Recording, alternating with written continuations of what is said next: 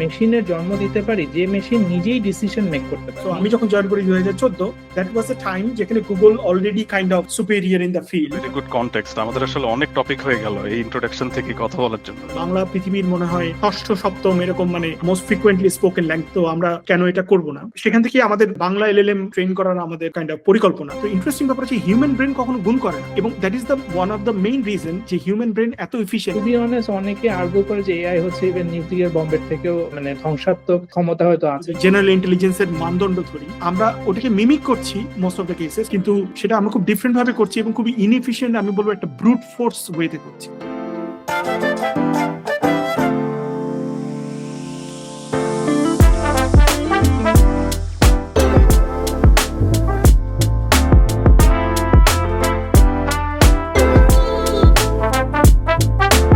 Welcome everyone to another episode of দৃষ্টিকোণ podcast. আজকে আমাদের সাথে গেস্ট শুভ্রকান্তি কর্মকার, ডাক নাম সন্তু। আমরা একই ব্যাচের, একই ইউনিভার্সিটিতে পড়ছি, সেই জায়গাটা থেকে তুমি করেই কথা বলবো আজকে। আনন্দর সাথেও একই ব্যাচের, সো একটা ফ্রেন্ডলি রিলেশনশিপ আছে আমাদের ভেতরে।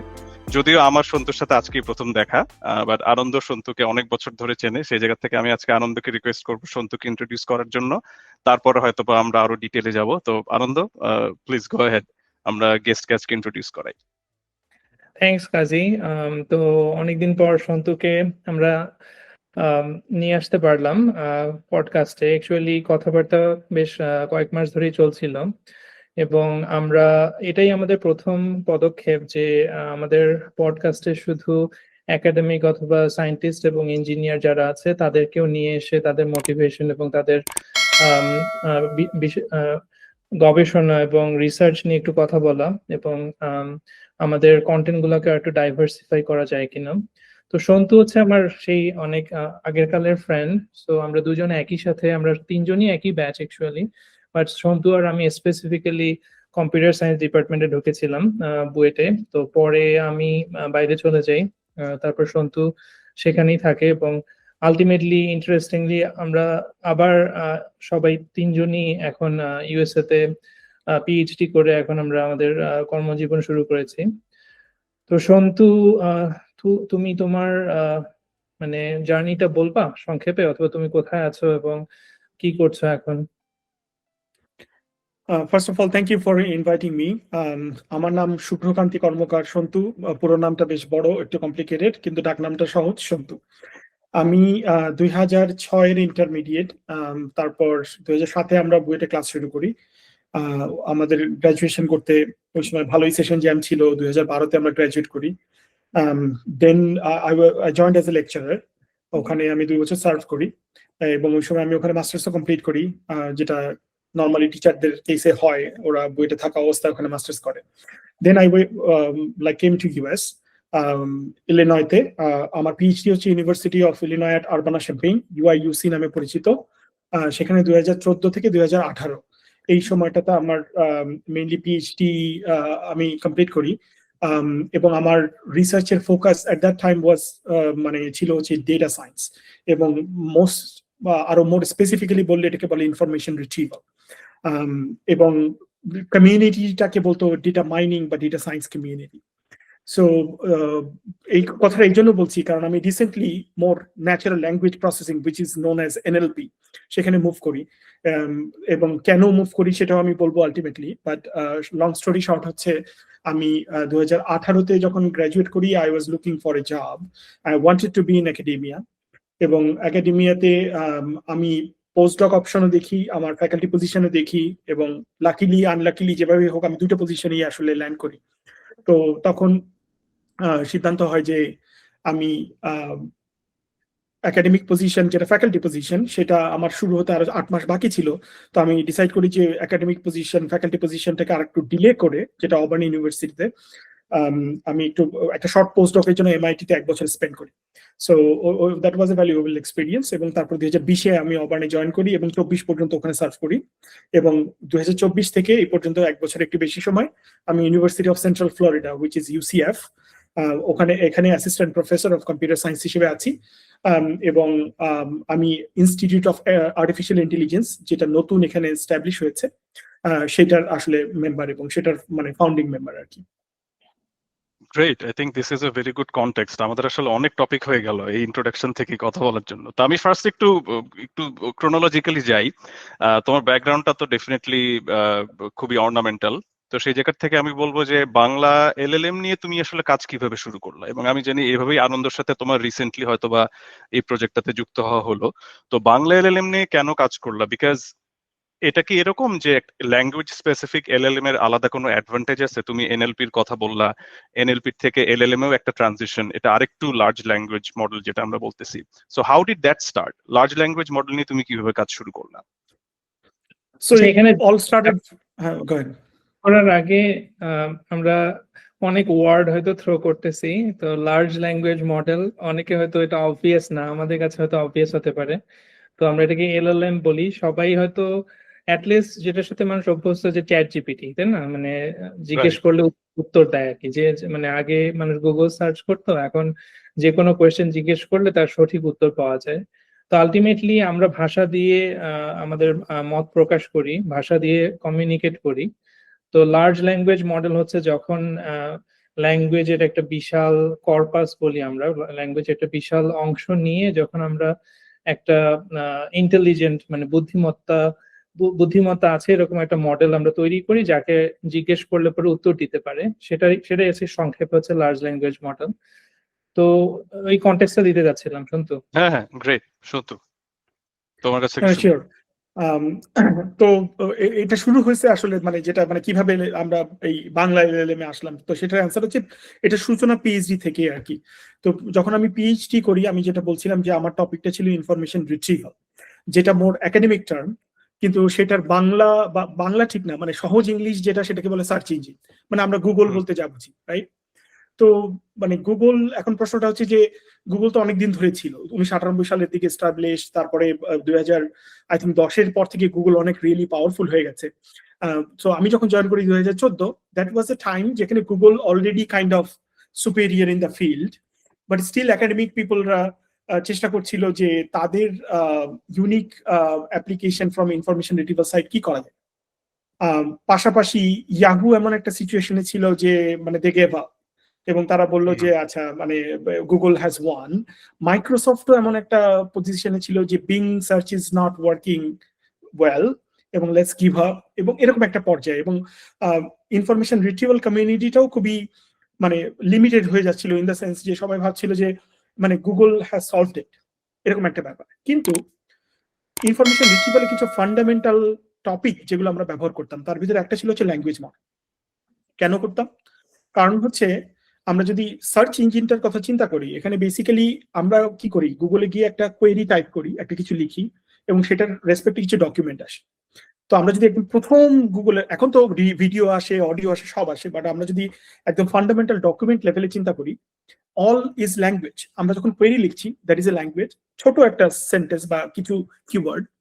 এবং আমরা যখন একটা ডকুমেন্ট দেখছি, সেটাও একটা মানে ন্যাচারাল ল্যাঙ্গুয়েজ ডেসক্রিপশনে লেখা একটা ডকুমেন্ট।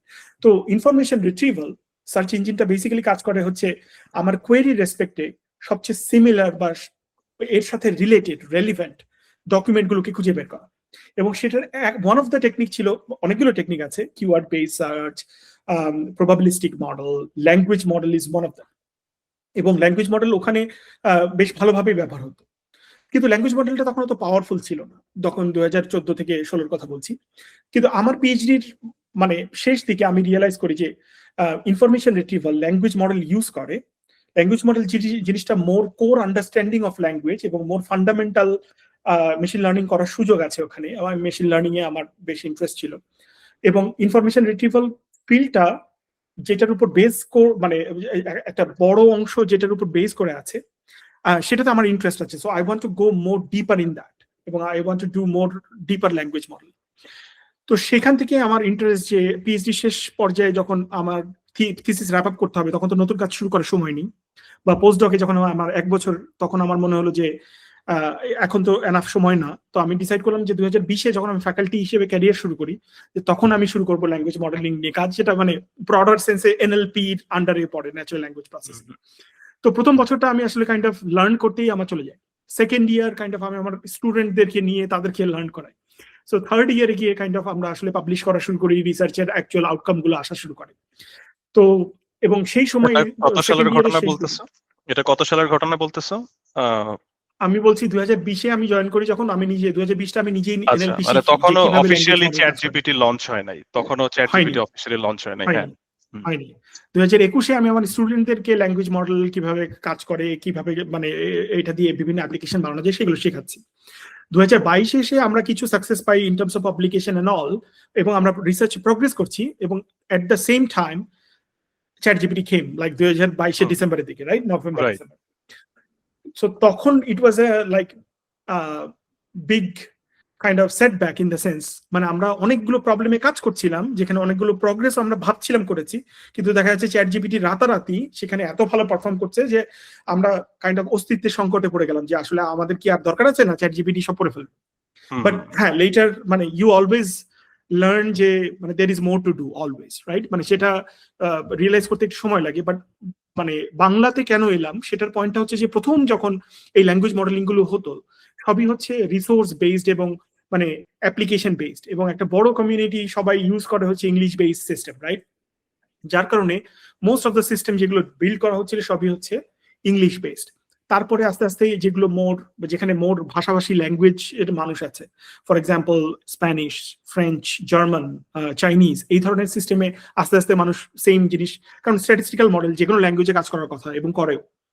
তো সেখান থেকেই আসলে এই আইডিয়াটা যে মানে বাংলাতে কেন নয়, কারণ বাংলা পৃথিবীর মনে হয় ষষ্ঠ সপ্তম এরকম মানে মোস্ট ফ্রিকুয়েন্টলি স্পোকেন ল্যাঙ্গুয়েজ, তো আমরা কেন এটা করব না। কিন্তু সেই ইনিশিয়েটিভটা হয়তো ওইভাবে ছিল না, কিন্তু সেখান থেকে আমাদের মানে বাংলা এলএলএম আসলে ট্রেন করার আমাদের কাইন্ড অফ পরিকল্পনা। কিন্তু অ্যাট দ্য সেম টাইম বড় কোম্পানিগুলো যারা চ্যাট জিপিটি, জেমিনাই এবং গুগল, ক্লাউড, মাইক্রোসফট, এরাও কিন্তু তাদের যে ফাউন্ডেশনাল মডেল সেখানেও মাল্টি ল্যাঙ্গুয়েজ ইনকর্পোরেট করা শুরু করে, এবং সেখানেও এখন আমরা দেখবো যে চ্যাট জিপিটি নিজেও এখন বাংলা তে ভালো অনেক পারফর্ম করে।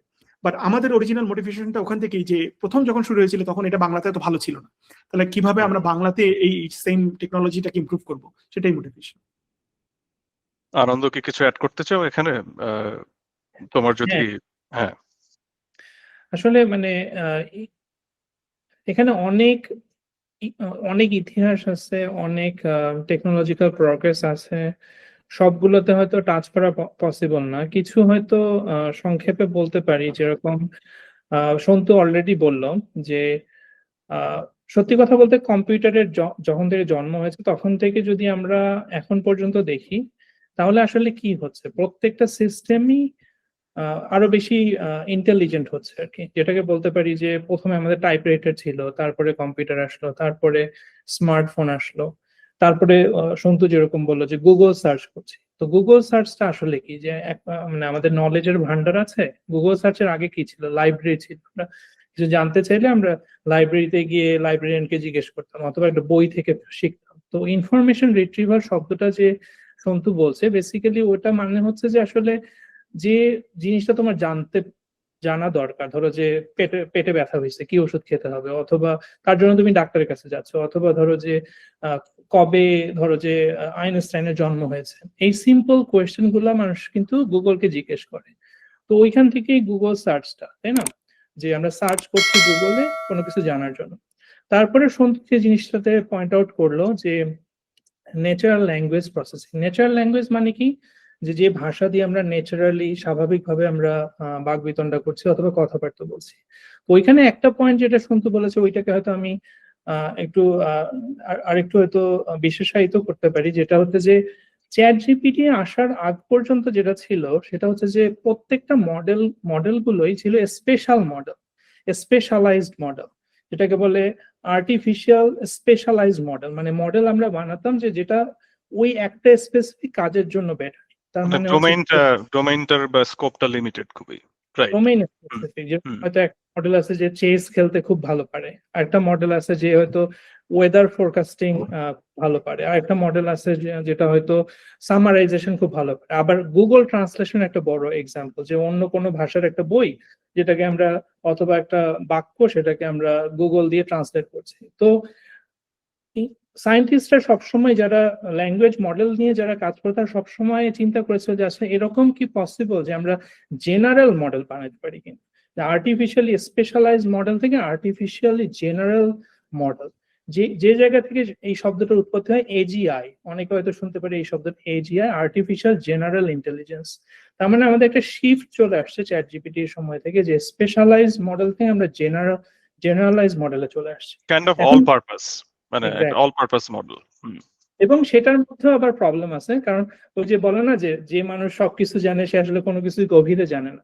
তো ওই যে গভীরে জানার জন্য যে প্রথমে আমরা স্পেশালাইজ মডেল বানিয়েছি, যেটাকে বলি আমরা প্রি ট্রেনিং বলি আমরা ল্যাঙ্গুয়েজ মডেলের ক্ষেত্রে, যে বড় একটা ল্যাঙ্গুয়েজের কর্পাস থেকে আমরা সেটাকে প্রি ট্রেন করতেছি, তারপরে সেটাকে আমরা আগে আমরা জেনারেল মডেলটা বানাই, জেনারেল ইন্টেলিজেন্সটা বানাই, তারপরে সেখানে আরেকটা কনসেপ্ট যেটা আসলে চ্যাট জিপিটি জন্ম দিয়েছে সেটা হচ্ছে রিইনফোর্সমেন্ট লার্নিং। রিইনফোর্সমেন্ট লার্নিংটা হচ্ছে কি, যে একটা যেরকম মানুষ হিসেবে আমরা কি করি, যে আমরা ভুল করে শিখি, তাই না? একটা কাজ করি, ভুল থেকে শিখতে পারতেছি। তো রিইনফোর্সমেন্ট লার্নিংটা একটা ওই রকম, যে মডেল গুলাকে দিয়ে তাকে দিয়ে বিভিন্ন কাজ করানো হচ্ছে, সে ভুল করতেছে, তাকে বলে না তুমি ভুল করতেছো, তুমি শুধরাও। তো এইভাবে একটা ট্রায়াল এন্ড এররের বেসিস জেনারেলাইজ মডেল থেকে একটা স্পেশালাইজড বিভিন্ন টাস্কের জন্য এটা খুব শক্তিশালী একটা মডেল আমরা তৈরি করি।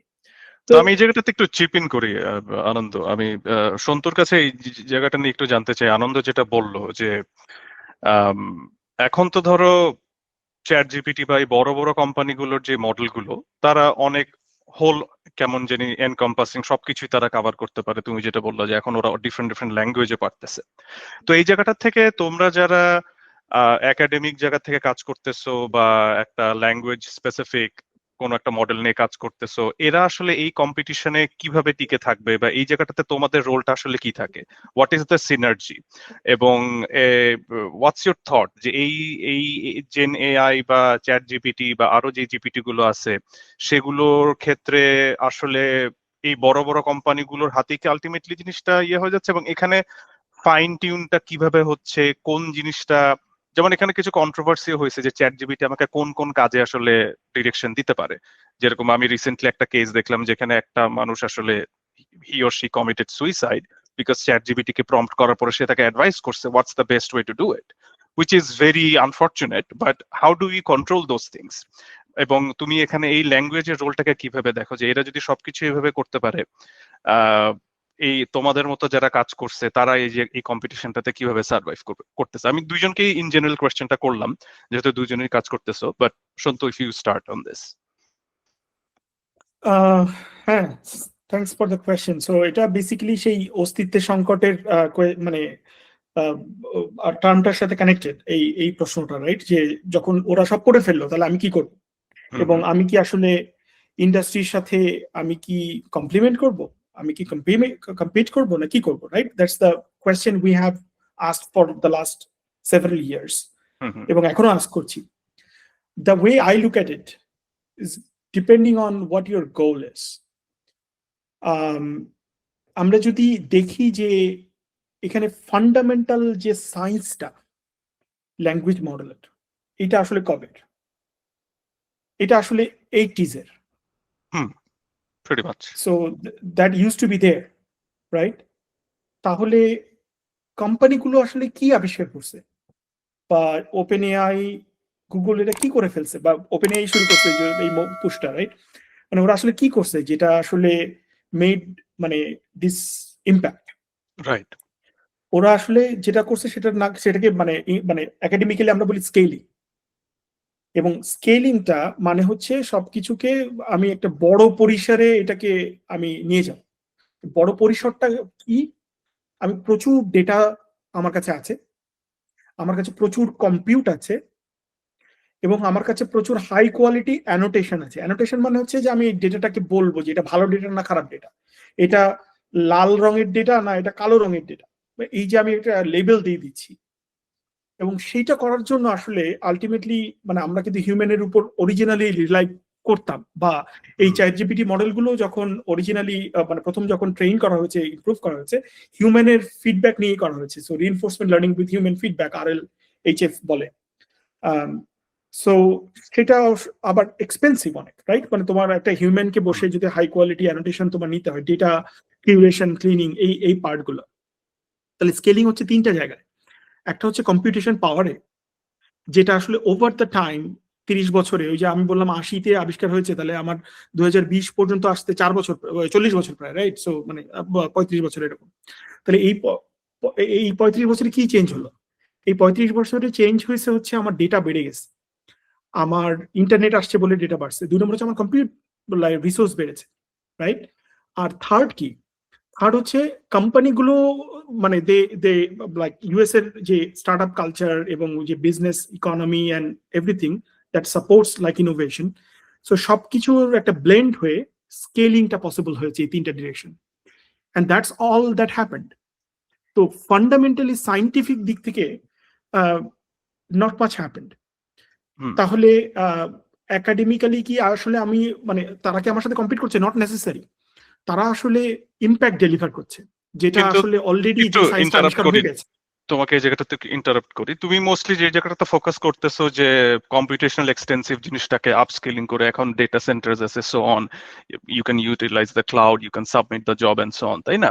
তো এই জায়গাটা থেকে একাডেমিক জায়গা থেকে কি নতুন কোনো অ্যালগরিদমিক অ্যাডভান্সমেন্ট হচ্ছে, যে আমি নতুন অ্যালগরিদম আনতে পারতেছি যেটা কিনা এই প্রসেসটাকে আন্ডার দ্য হুড যেটা হচ্ছে, যেটা সেই জায়গাটাতে কি একাডেমিক জায়গা কি পিছিয়ে যাচ্ছে, নাকি তোমার মনে হয় এই জায়গাটাতেও আসলে industry academia there is a healthy competition, নাকি মনে হচ্ছে যে ইন্ডাস্ট্রি আসলে এই জায়গাটা অকুপাই করে ফেলতেছে দি ফান্ডামেন্টাল অ্যালগরিদম ডেভেলপমেন্ট বা ফান্ডামেন্টাল মানে সেটাই সায়েন্স আমি বলার, ডেভেলপমেন্ট? আচ্ছা আচ্ছা, মানে আমি যেটা বলার চেষ্টা করছিলাম যে ফান্ডামেন্টাল আসলে ডেভেলপমেন্ট হচ্ছে না আসলে, হচ্ছেই না। মানে আচ্ছা, যেটা হচ্ছে না, রাইট। মানে যেটা হচ্ছে সেটা হচ্ছে ওই যে অ্যালগরিদম গুলো ছিল সেটার স্কেলিং করে ইম্প্যাক্ট দেখা হচ্ছে। আচ্ছা, আই তো সি।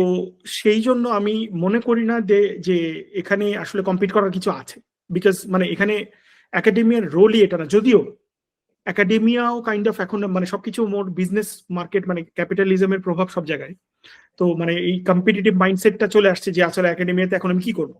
কিন্তু আমার পয়েন্ট হচ্ছে একাডেমিক মাইন্ডসেটটা আমার মনে হয় একটু ডিফারেন্ট ভাবে ভাবা উচিত ইন দ্য সেন্স, এই ল্যাঙ্গুয়েজ মডেলের ফান্ডামেন্টাল টেকনোলজিটা কি সেইটাকে আমরা চেঞ্জ করতে পারি কিনা। সেইটার পয়েন্ট অফ ভিউটা এরকম যে কারেন্টলি ল্যাঙ্গুয়েজ মডেলগুলো যেভাবে কাজ করে, যেটা মানে বলা হচ্ছে রিজনিং করে, হিউম্যান ব্রেইনের মতো কাজ করে, these are like computer brains, but these are very different from human brains. First of all বড় ডিফারেন্স হচ্ছে আর্টিফিশিয়াল নিউরাল নেটওয়ার্ক ট্রেন করে ব্যাক প্রোপাগেশন অ্যালগোরিদম দিয়ে, যেটা একটা অ্যালগোরিদম। এবং আমরা যদি যে কোনো অ্যালগোরিদম মানে আমরা আজকে দেখি সবকিছুই ব্যাক প্রোপাগেশন, মানে দিন শেষে ঘুরে ফিরে একটা ব্যাক প্রোপাগেশন মানে প্রসেসের মধ্যে দিয়ে যাবে।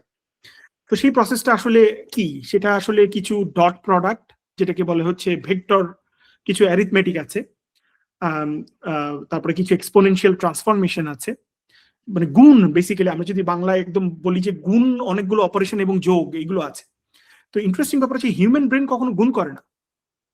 তাহলে এবং that is the one of the main reason যে হিউম্যান ব্রেন এত এফিশিয়েন্ট, এত অল্প পাওয়ারে এইরকম ডাইভার্স মানে ইন্টেলিজেন্স হিউম্যান ব্রেন দেখাতে পারে, যেটা মেশিন ওই লেভেলে যাওয়ার জন্য হিউজ পরিমাণে তার এনার্জি কনজাম্পশন হচ্ছে। তার মানে হচ্ছে আমরা ফান্ডামেন্টালি, আমরা যদি হিউম্যান ব্রেইন বা ইন্টেলিজেন্সকে আমরা বেস আমাদের গোল ধরি, বা আমাদের যদি জেনারেল ইন্টেলিজেন্সের মানদণ্ড ধরি, তাহলে মানে আমরা ওটাকে মিমিক করছি মোস্ট অফ দ্য কেসেস, অনেক কেসেসেই, সব কেসে অবশ্যই না, কিন্তু সেটা আমরা খুব ডিফারেন্ট ভাবে করছি এবং খুবই ইনএফিশিয়েন্ট, আমি বলবো একটা ব্রুট ফোর্স ওয়েতে করছি, যেটা dumb way of doing it just because we have money, compute and খুব ট্রায়াল এন্ড এরর, ডেটা। মানে খুবই Dam way of doing this, যে আমি ডেটা থ্রো করব, একটা মডেল ট্রেন করব, আমি জানি সেই মডেলটা বহু 30 বছর আগের একটা মডেল, এখন জাস্ট আমি এটাকে স্কেল করে দিলেই, আমি অনেক পয়সা খরচ করে মানুষ দিয়ে ডেটা করে ক্লিন করে আমি ট্রেন করলেই এটা ম্যাজিক ইজ হ্যাপেনিং। কিন্তু ফান্ডামেন্টাল সায়েন্সের দিক থেকে খুব বেশি ফান্ডামেন্টাল কিছু হয়নি, যদিও মানে ব্রেক থ্রুর দিক থেকে অন্যান্য কাজও হচ্ছে, এমন হচ্ছে না তা না, কিন্তু সেগুলো এখনো মেজর কোনো ইম্প্যাক্ট ওইভাবে আনেনি, যেটা এই ইম্প্যাক্ট ডেলিভারিং যে প্রোডাক্ট গুলো আমরা দেখি তার সায়েন্সটা অলরেডি দেয়। আমি বলছি না যে সায়েন্স হচ্ছে না, সায়েন্স হচ্ছে, কিন্তু সেইটার ইম্প্যাক্ট এখনো পর্যন্ত আমাদের ওটা আসতে সময় লাগবে হয়তো পরবর্তী। সেখানে একাডেমিয়ার আসলে ভূমিকা থাকা উচিত, যে হোয়াট ইজ নেক্সট, কোন মডেলটা আছে যেটা হিউম্যান ব্রেনের মোর লাইক হবে, যেটা লেস পাওয়ার নিবে, যেটা মোর জেনারিক, যেটা যেটা গুণ না করেই আসলে আমার এই এই মানে ইন্টেলিজেন্স বিহেভিয়ারটাকে মিমিক করতে পারবে, right? Interesting. I think this is a very interesting topic. এটা নিয়ে হয়তো আমরা একটা সেপারেট পডকাস্টই করতে পারতাম, তুমি এখন যে টপিকটা থ্রো করলাম। তো আমরা আজকে একটু ফেরত আসি আমাদের আজকের টপিকে, আমরা হয়তো এটা নিয়ে আরেকদিন কথা বলবো। তো এখন আমরা যেটা দেখতে পারতেছি, যেটা আমি পার্সোনালি খুব ফিল করি, যে it has been a blessing at the same time. মানে আমার ধারণা ছিল information access full free the world, but আমার কাছে মনে হচ্ছে এটা আমাদেরকে আরো ডিভাইডেড করতেছে, আরো ডাম করে তুলতেছে। ইনফ্যাক্ট আমরা কনফিডেন্টলি ভুল উত্তর দিচ্ছি আজকাল, এবং আমরা দেখতেছি চ্যাট জিপিটি বা এআই অনেক সময় ডেটা হেলুসিনেট করতেছে বা এই ধরনের জিনিসপত্র করতেছে, খুব কনফিডেন্টলি ভুল উত্তর দেয়। তো এই যে এখনকার যে সময়টাতে প্রোপাগ্যান্ডা ডিসইনফরমেশনের একটা টুল হিসেবে এআই ইউজ হচ্ছে, এইটাকে কাউন্টার করার জন্য কি একাডেমিক জায়গা থেকে কোনো এফোর্ট আসতেছে? বা because at the end of the day বড় বড় কর্পোরেশন গুলো they only look for return on investment, right? They don't think about morality or ethics behind it. But academic জায়গা থেকে আমার মনে হয় এরকম কিছু একটা রেসপন্সিবিলিটি থাকে, যে ঠিক আছে, আমি নট জাস্ট একটা প্রোডাক্ট ছাড়তেছি না, এটা থেকে আলটিমেটলি আমার জেনারেশন বা আমার স্টুডেন্টস অথবা দ্য সিভিলাইজেশন এখানে কি অ্যাচিভ করতেছে। তো সেই জায়গাটা থেকে তোমার কি কোনো what's your stake on this? তুমি যদি এই জায়গাটাতে তোমার থটটা বলো। সো প্রথম কোয়েশ্চেনটা ছিল যে মানে একাডেমিতে কিছু হচ্ছে কিনা এটা নিয়ে। যে ডেফিনেটলি এটাকে হচ্ছে, কাউন্টার করার জন্য, হ্যাঁ। ডেফিনেটলি হচ্ছে। দেয়ার আর এস্টাবলিশড রিসার্চ কমিউনিটিস যারা মানে এখানে ওয়ার্কশপ আছে, ইভেন কনফারেন্সও আছে, যারা ফোকাস করে trustworthy AI, which is a theme. তারপরে ট্রুথফুল এআই, যে আসলে সত্য কথা বলবে, রাইট? এবং সেটার অনেক ওয়ে আছে, মানে টেকনিক্যাল ওয়ে, সেখানে আমি যাচ্ছি না। কিন্তু পয়েন্টটা হচ্ছে একাডেমিক মানে কমিউনিটির পুশ তো অবশ্যই আছে, এবং there are established research community here. Funding এর দিক থেকেও পুশ আছে, যারা অ্যাকচুয়ালি এজেন্সি যারা রিসার্চ ফান্ড করে, এনএসএফ থেকে শুরু করে ডিওডি থেকে শুরু করে অন্যান্য গভর্নমেন্ট এজেন্সি, তারাও এই এজেন্ডাটাকে একটা গুরুত্বপূর্ণ এজেন্ডা মনে করে, এবং কিভাবে আমি ট্রুথফুল এআই বানাবো। পয়েন্টটা হচ্ছে যে at the end of the day একটা জেনারেল মডেল দিয়ে তুমি সবকিছু পাবা না, যেটা মানে আনন্দ প্রথমে বলছিল। জেনে থিঙ্ক অ্যাবাউট মানে the diverse way like you can work with a language model. আমি যদি একটা চ্যাট জিপিটি কে দিয়ে আমার অ্যাপ্লিকেশনটা হয় আমি একটা সায়েন্স ফিকশন বই লিখবো, আমি যদি ওখানে খুব ট্রুথফুল একটা মডেল অলওয়েজ ট্রুথ দেয়, তাহলে কি আমার মডেলটা ইউজফুল হবে? হবে না, কারণ আমি তো লিখতে চাই সায়েন্স ফিকশন। মানে ক্রিয়েটিভিটি চাই আমি এই জায়গাটাতে, হ্যাঁ। আমি ক্রিয়েটিভিটি চাই, এবং ক্রিয়েটিভিটিতে হ্যালুসিনেশন দরকার, মানে if I may say, right? So no, you're right, that's the way you're to right. look at it. So it depends on the application as well. So মানে that's why it's important to like separate out foundational model যেটা basic language কে understand করবে, but then there are application specific goals. কোনো একটা হচ্ছে language বোঝা, that's the one thing, that is what the job of a language model is, right? মানে এর job কিন্তু এটা না যে আমি বায়াস ফ্রি হব, এটা কিন্তু ল্যাঙ্গুয়েজ মডেলের কাজ না। কারণ হচ্ছে এটা ল্যাঙ্গুয়েজটাকে বোঝা। এখন তুমি কোন ল্যাঙ্গুয়েজটাকে বোঝো, সেই ল্যাঙ্গুয়েজের মধ্যে যদি অলরেডি বায়াস থাকে, যেটা হিউম্যান রেস যুগ যুগ ধরে বায়াস ছিল, এখন তুমি যদি ওখান থেকে লার্ন করো, তুমি তো বায়াস হবেই, বায়াসটা সহই তুমি লার্ন করতেছো, right? because that's the job of language model, basic language model. But then যখন তুমি অ্যাপ্লিকেশনে কোনো একটা কনটেক্সটে এটাকে বসাতে চাবে, then you have many layers to put into, যে তুমি আসলে কিভাবে চাও। মানে বেসিক ল্যাঙ্গুয়েজ বোঝাটা তো একটা পার্ট গেল, কিন্তু তোমার যে গোল অ্যাপ্লিকেশন, যেমন তোমার যদি একটা মানে জব হায়ারিং ওয়েবসাইট হয়, সেখানে তুমি চাও সবাইকে ফেয়ারলি ট্রিট করা হোক, সেখানে যেন কোনো বায়াস না থাকে, সেই ব্যাপারটা তুমি দেখতে চাও। কিন্তু তুমি যে হিস্টোরিয়ানের পার্সপেক্টিভ থেকে দেখো, হিস্ট্রিতে কি হয়েছে, সেখানে বায়াস ছিল, এবং কে কি বায়াস কথাবার্তা বলতো, সেই ল্যাঙ্গুয়েজ মডেলকে সেটা বুঝতে হবে, তাই না? তো অ্যাপ্লিকেশনের উপর বেস করে আমাকে ওই লেয়ার গুলো ডিজাইন করতে হবে, যে আমি কোথায় কোনটা বসাবো, এবং সেইটার উপরই বেস করে একাডেমিক কমিউনিটি বিভিন্ন জায়গায়, যেমন ক্রিয়েটিভ এআই একটা কমিউনিটি আছে, তারা চেষ্টা করে মোর নভেল জিনিসপাতি কিভাবে হেলুসিনেট করবো, মানে করে আমি এটাকে ইন্টারেস্টিং বানাবো। আবার আরেকটা কমিউনিটি আছে যারা মোর হচ্ছে নিউজ, ধরো সামারাইজেশন নিয়ে কাজ করছে, তারা মোর ইন্টারেস্টিং। আমরা যেই আমাদের দৃষ্টিকোণ এফোর্টটা, যেটা আনন্দ হয়তো এটা নিয়ে কিছু অ্যাড করবে এই জায়গাটাতে। বাট হ্যাঁ, থ্যাঙ্কস সন্তু। এই যে আনন্দ, তুমি কি এখানে কিছু অ্যাড করতে চাও, যে এই জায়গাটা থেকে, যে ট্রুথ সিকিং জায়গাটা থেকে যে আমাদের দৃষ্টিকোণ প্ল্যাটফর্মটা নিয়ে যে কাজটা হলো, তোমার কি এটার এর ধরনের কোনো মোটিভেশন ছিল কিনা? আমরা হয়তো এরপরে লাস্ট একটা টপিক টাচ করবো, বাট তোমার এটা আমি একটু তোমার ওপিনিয়নটা এখানে শুনতে চাই। আমরা আসলে অনেক জিনিস ইনজেস্ট করেছি, এবং টপিক গুলো আসলে এত বড় যে সবগুলো নিয়ে ডিটেলসে এক একটা টপিক নিয়ে হয়তো আমরা এক একটা করে পডকাস্ট তৈরি করতে পারবো, এবং দ্যাট ইজ অ্যাকচুয়ালি গুড। মানে এটা আমাদের ইন্ট্রো এবং আমরা শুরু করছি এখানে। বাট আমি একটু পিছন থেকে হয়তো একটু একটু করে কয়েকটা জিনিস সংক্ষেপে বলার চেষ্টা করবো, যেটা সন্তু বলেছে এবং তুমি হয়তো আস করেছিলে। তো তোমার প্রথম কোয়েশ্চেনটা ছিল যে ডেমোক্রেটাইজেশন হচ্ছে কিনা, যে হুম। বেসিক্যালি এআই বলতেই আমরা বুঝি গুগলের এআই, চ্যাট জিপিটির এআই অথবা মাইক্রোসফটের এআই। তো কোয়েশ্চেন হচ্ছে যে, এবং আমরা জানি যে এআই গুলো খুবই শক্তিশালী হয়ে গেছে, এবং তুমি একটা এক্সাম্পল দিয়েছিলে যে আলটিমেটলি এই এআই গুলো কি মানুষের ভালোর দিকে যাচ্ছে নাকি খারাপের দিকে যাচ্ছে। তো এখানে আমি বলবো যে এভরি টেকনোলজি হচ্ছে একটা ডাবল এজেড সোর্ড এর মতো। যেরকম নিউক্লিয়ার পাওয়ার হচ্ছে একটা বড় এক্সাম্পল, যে এটা দিয়ে আমরা এখন নিউক্লিয়ার বম বানাবো এবং সেই বমটা কি পুরা পৃথিবীকে ধ্বংস করে ফেলবে, এবং যেটা হয়তো সেটা সম্মুখীন আমরা অনেকবারই হয়ে যাই যদি জিও পলিটিক্স যেটা ফলো করে।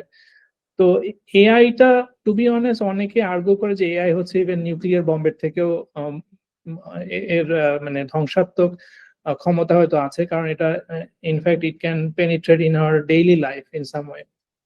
এখন ওই জায়গায় আসলে যে কোয়েশ্চেনটা, যে এখন ওই ডিসিশন গুলা কে মেক করতেছে, সেটা কি গুগল মেক করবে আমাদের জন্য, নাকি সেটা কি মাইক্রোসফট মেক করবে, নাকি সেটা আসলে ডেমোক্রেটিক ওয়েতে হবে। এখন এটার আসলে কোনো সহজ উত্তর নাই, এবং these are very complicated question.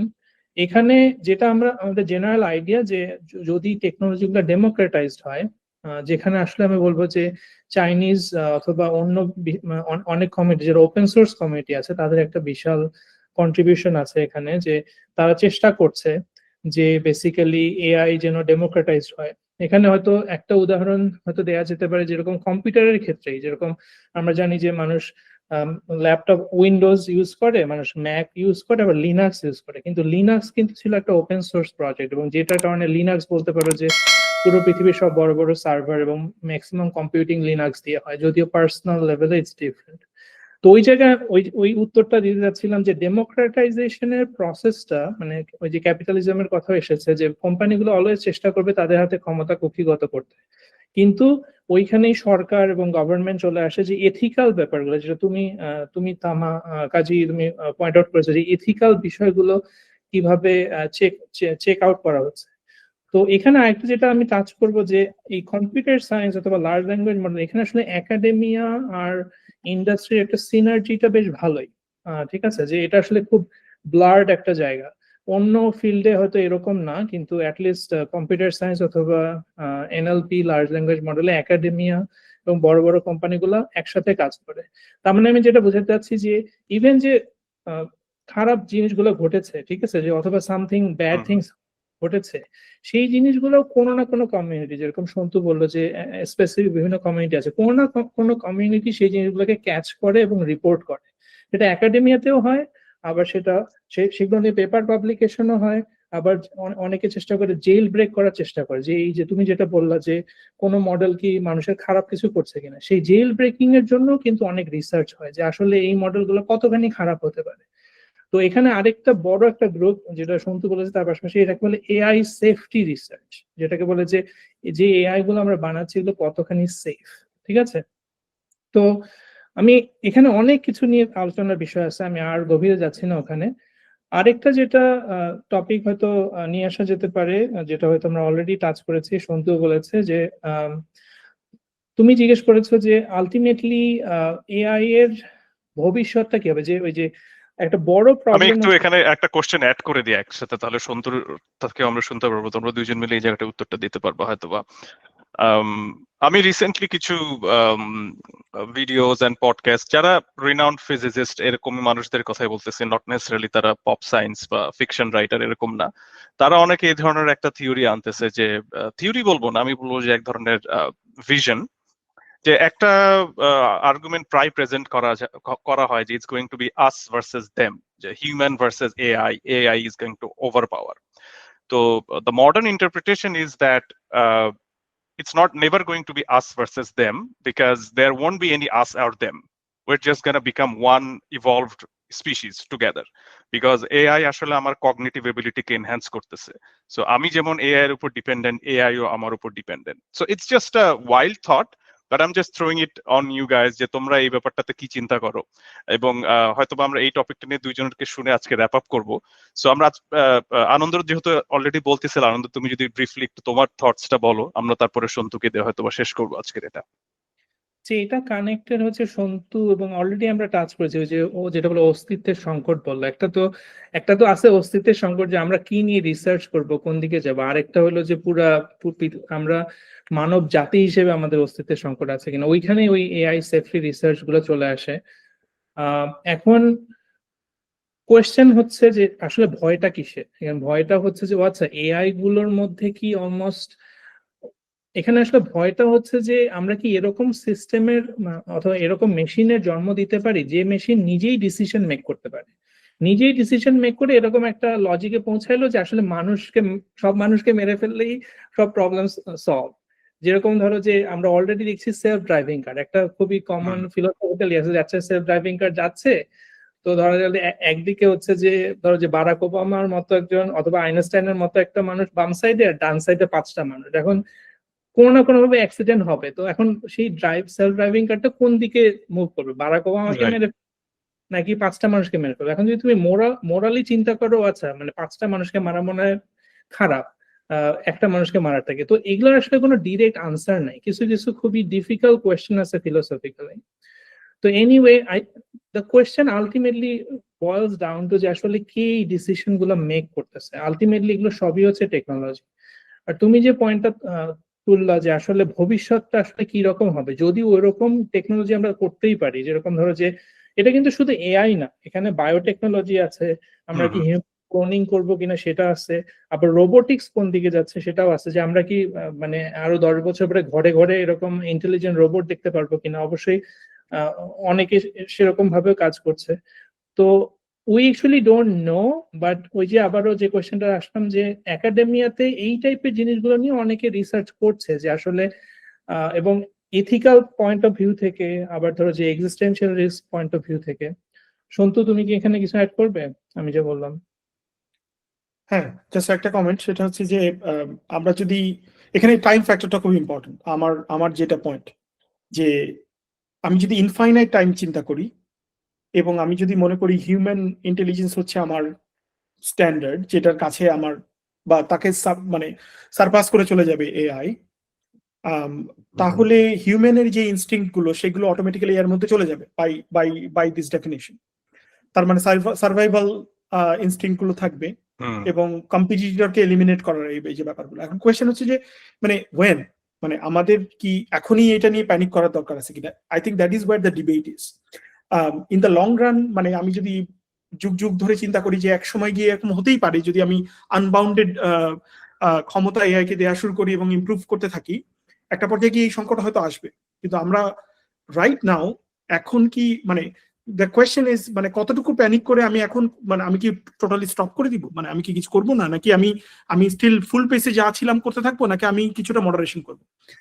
Problem with moderation is মানে of course we should do moderation, right? মানে যদি কোনো এক্সট্রিমই ভালো না যে আমি সব করতে দিলাম ভার্সেস আমি কিছুই দিলাম। মডারেশনের প্রবলেম হচ্ছে ইউ নিড সাম ল, এবং এই লটা তৈরি করার জন্য যেই লেভেলে এইটার আন্ডারস্ট্যান্ডিং গ্রো করা দরকার, যেই সেই জিনিসটার যেই স্পিডে হওয়া দরকার with the growth of AI, সেটা আবার হচ্ছে না। তার মানে এত দ্রুত রাতারাতি টেকনোলজি গুলো চেঞ্জ হচ্ছে, ওইটা যারা রেগুলেশন করার সুযোগ, হ্যাঁ, এক্সপার্ট, তারাই আসলে বুঝতে পারছে না যে আমি আসলে এই নতুন মডেলটা কি করে। তাহলে একটা ল মেকার যারা মোর জেনারেল পিপলের সাথে কানেক্ট করে, সাধারণ মানুষ এটা বুঝে তার জন্য একটা ল বানিয়ে সেটাকে মডারেট করা, ওই স্পিডটা সাথে ক্যাচ আপ করা যাচ্ছে না। তাহলে আমাদেরকে প্রশ্নটা হচ্ছে তাহলে আমরা কি করব, এবং এটার কোনো সঠিক অ্যান্সার নেই। মানে কারণ এআই এর যে স্পিড আর লিগ্যাল সিস্টেমের ব্যুরোক্রেসির যে স্পিড, এটা আসলে সেম হবে না। তা আমি যদি সেম করতে চাই, এআই স্পিড আসলে অনেক স্লো হয়ে যাবে, তাহলে প্রোগ্রেসও হবে না। এবং আমার পার্সোনালি আমি হচ্ছে ওই স্কুলে যে আমি আগামী 50-100 বছরে ওই দুনিয়া দেখি না যেখানে এআই আমাদেরকে এলিমিনেট করে ফেলছে। মানে এআই এখন এইভাবে কাজ করে, it's a very dumb way of doing things, যেটা আমাদের কাছে দেখে অনেক আমাদের কাছে ম্যাজিক মনে হচ্ছে, বাট আন্ডারলাইন ভিতরে যা হচ্ছে দ্যাট ইজ প্রিটি ডাম্ব। হ্যাঁ, এবং I agree with you on that. Anand কি কিছু অ্যাড করতে চাচ্ছিলে? would add যে আসলে ওখানে কনক্লুসিভ হওয়াটা আসলে হয়তো ঠিক না, কারণ বিকজ নোবডি থট আমরা যে চ্যাট জিপিটির মতো একটা মডেল যে 30 বছরে আসবে এটাও আসলে কেউ ভাবে নাই। সো আসলে I think there's different line of thinking because ultimately we do not know the future. So I think যারা ওই যে দুইটা কমিউনিটি আছে, একটা হলো যে ক্যাটাস্ট্রোফাইজেশন কমিউনিটি, যে অলরেডি প্যানিকড, যে অলরেডি হাতছাড়া হয়ে গেছে, অলরেডি ওই যে ক্লাইমেট নিয়েও কিন্তু সেম টাইপের ডিবেট আছে যে আসলে কি আমরা কি অলরেডি থ্রেশহোল্ড পার হয়ে গেছি যে পৃথিবীকে আর বাঁচানো যাবে না, ভার্সেস কি এখনো কি রিভার্ট টু মিন পসিবল কিনা। এটা আসলে constant debate, and I think debate is important, এবং আলটিমেটলি ওই আমরা যে ওই হয়তো একটা মধ্যপন্থা আমরা পাবো যেটা হয়তো সবার জন্যই ভালো ওভারঅল। এনিওয়ে, আরেকটা যেটা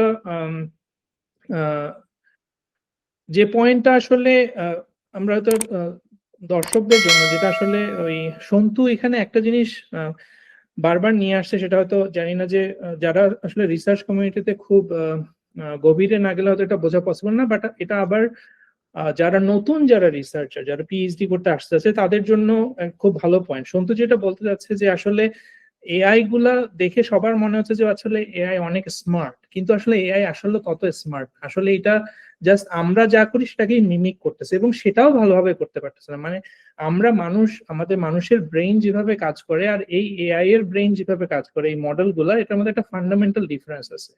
ফান্ডামেন্টাল ডিফারেন্স কয়েকটা জিনিস যেটা পয়েন্ট আউট করে, যেটা হচ্ছে এই এআই গুলার মেমোরি হচ্ছে ইনফিনিট, কিন্তু মানুষ, যে ধরো সন্তু অথবা আমি, আমাদের কি মেমোরি ইনফিনিট? মেমোরি কিন্তু আমাদের ইনফিনিট না, আমাদের মেমোরি খুবই ছোট, কিন্তু আমাদের যে এবিলিটিটা তৈরি হয় মানুষ হিসেবে, এক্সপার্টিস যেটা তৈরি হয়, যে আমি যে কোনো একটা এনভায়রনমেন্টে গিয়ে সেই এনভায়রনমেন্টের সাথে অ্যাডাপ্ট করে আমি সার্ভাইভ করতে পারবো, এই এআই গুলা কিন্তু এখনো ওই লেভেলে পৌঁছায় নাই। কিন্তু এরা এমন ভাবে বিহেভ করে যে আমরা ভাবি যে ও মা অনেক দূর আগে গেছে।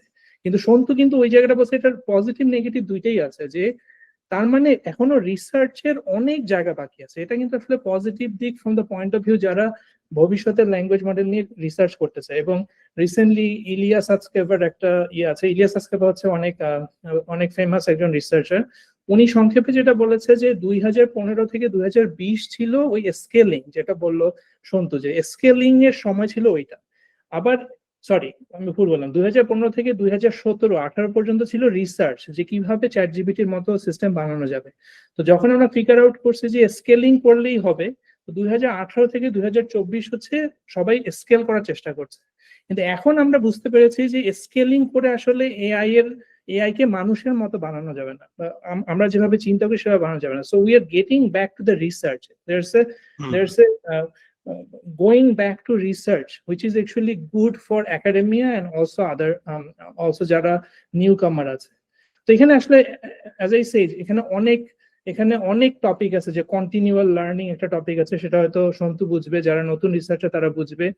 আবার আমরা টাচ করেছি যে এআই এর কোনো ইম্প্যাক্ট আছে কি নেই সেটা নিয়ে। তো এই টপিকগুলো নিয়ে হয়তো আমরা পরে আরো আলোচনা করতে পারি। তো কাজী, তোমার কথা শোনা যাচ্ছে না আসলে। আমিও শুনতে পাচ্ছি না কাজীর কথা। কাজী, তোমার ভয়েস শোনা যাচ্ছে না।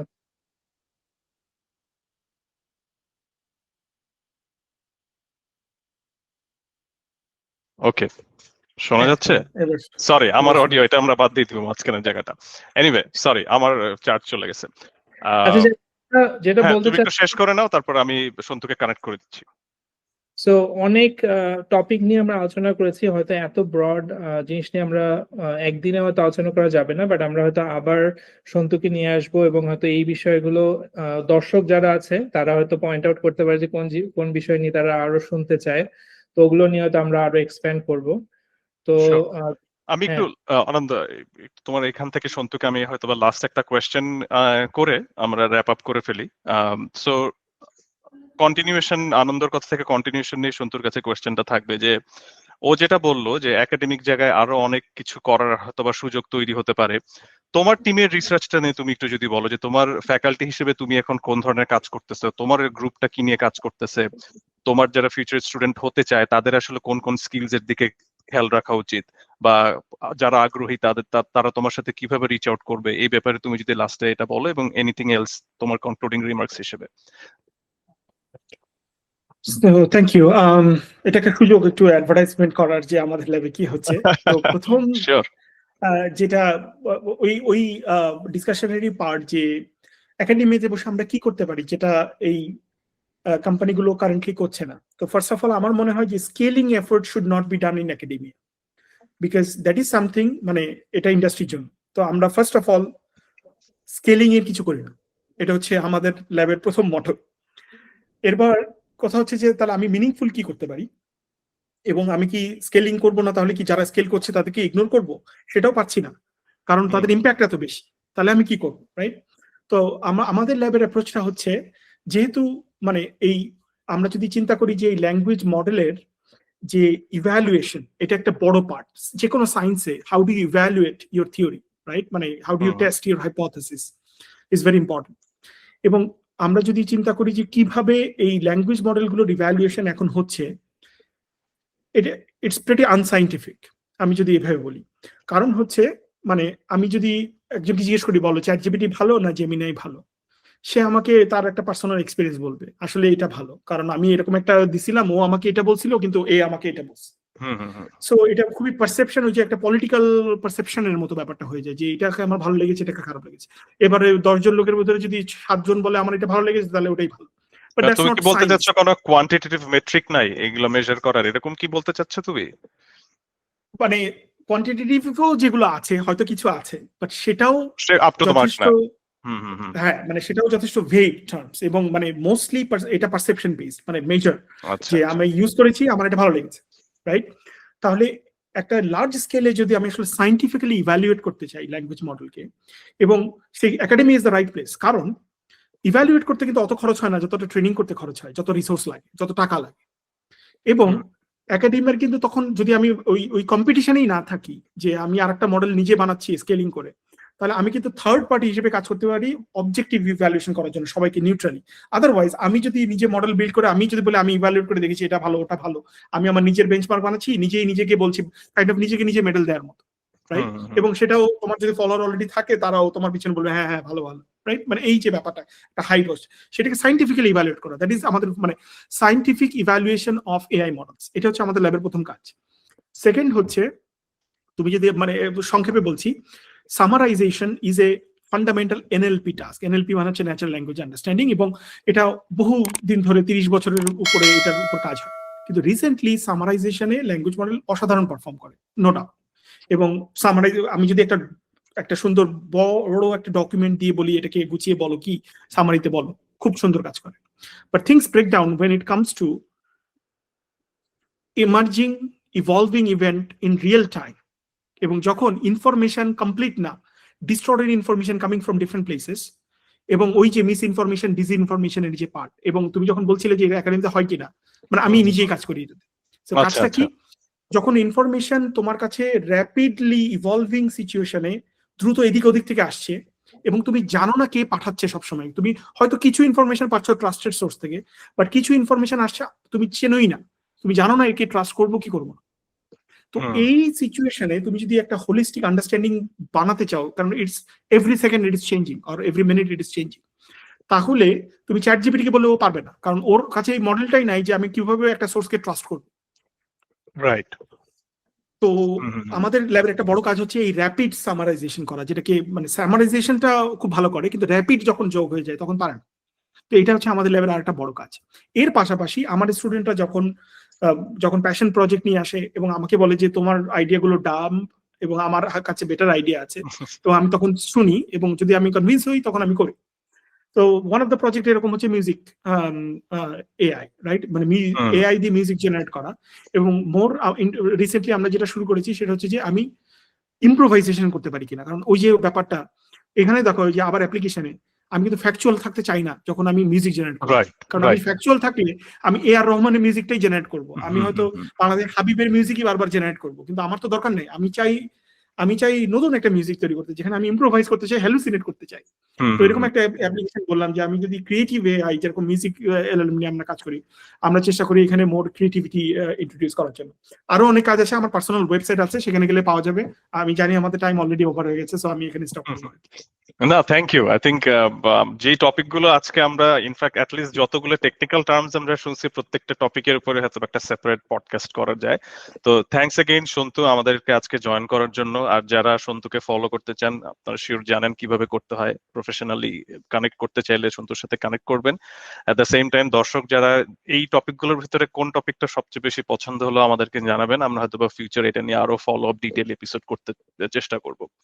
Again thanks to both of you আর সব দর্শকদেরকে। তা আজকের মতো আমরা এখানেই শেষ করতেছি। Until next time, take care everybody, bye bye. See you.